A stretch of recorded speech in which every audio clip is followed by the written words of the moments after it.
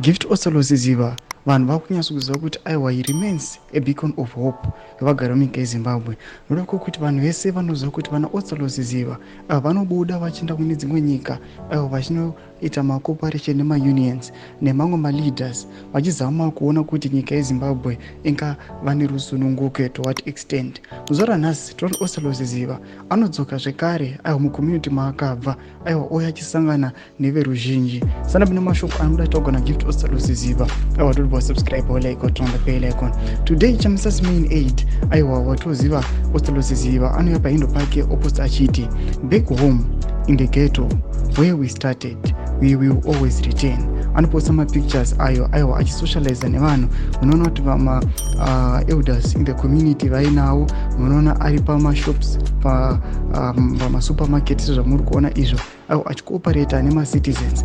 Vanhu vanonyatsokuona kuti Gift Osaloziziva this kind of character or this kind of people or macharacters akadai muzimbabwean politics, these are the people kuti kunyange vakapinda pakutonga vanhu vanoziva kuti they will always return to the citizens. Havangazombodyi vega kana kuuya vachiva brutal pane macitizens. Tinoona kuti people are happy to engage with such kind.